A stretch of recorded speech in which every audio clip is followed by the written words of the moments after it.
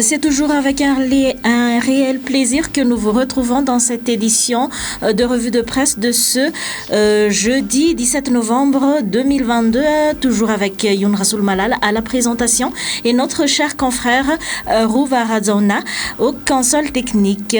Comme d'habitude, nous avons deux journaux, le journal L'Express de Madagascar et le journal Midi Madagascar. Commençons par la une des actualités du journal L'Express de Madagascar de ce jour. Le journal parle de l'insécurité urbaine, la présence policière renforcée. Face à la recrudescence des actes de banditisme, la police nationale amplifie les mesures de lutte contre l'insécurité urbaine. Outre la mise en place de 1500 caméras dans la ville, la présence et le contrôle policier dans les rues sont également renforcés. Les détails dans la page 5 du journal L'Express de Madagascar. Toujours à la une du journal, refonte de la liste électorale, le recensement des électeurs piétine. À mi-parcours de 3 mois prévu pour le recensement des électeurs, pour la refonte de la liste électorale, les chiffres laissent dubitatifs. Jusqu'ici, seulement un peu plus de 14% des 13 millions d'électeurs escomptés sont enregistrés. Vous aurez les détails dans la page 3 du journal L'Express de Madagascar. Toujours concernant les informations dans le journal L'Express de Madagascar de ce jour, dans la rubrique économique, projet de loi de finances, l'objectif de croissance économique pour 2023 réajusté à 4,9%. Il fallait s'y attendre. Malgré une relance des activités économiques, il serait prématuré de prévoir un bond exceptionnel de la croissance de l'économie globale.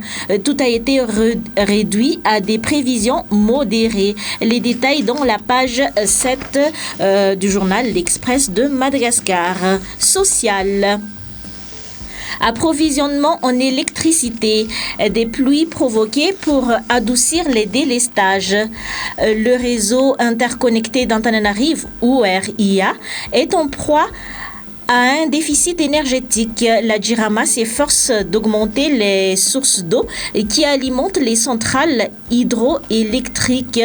Vous verrez les détails de ces informations dans la page 8 du journal L'Express. Et pour clôturer les informations du journal L'Express de Madagascar, concernant les faits divers, Vangainjano, 16 yeux dérobés sur des corps. 4 pilleurs de tombes ont été arrêtés avec des yeux volés sur des dépouilles des membres de leur famille décédés qu'ils tentaient de vendre. Vous verrez ces informations dans la page 9 du journal L'Express de Madagascar. Passons maintenant à la une des actualités du journal Midi Madagascar de ce jour. Hausse de l'impôt foncier sur la propriété bâtie. Le tollé grandit à Antananarivo. Les détails dans la page 7 du journal Midi Madagascar. Rubrique économique. Loi de finances, un taux de croissance économique de 4,9% en 2023.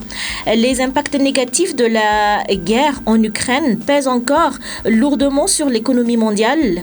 Madagascar n'est évidemment pas épargné par le contexte inflationniste mondial qui va encore perdurer sur l'année 2023.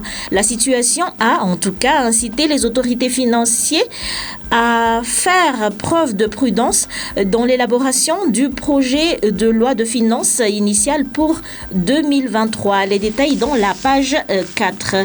Toujours dans l'actualité économique, lutte contre les trafics illicites, 4500 spécimens de bois disponibles à l'université d'Antananarivo, soutenu par l'USAID, 3 chercheurs de PER ou partenariat pour un engagement accru dans la recherche au Pérou, à Madagascar et en Indonésie développent des outils d'identification des espèces pour soutenir la lutte contre l'exploitation forestière illégale.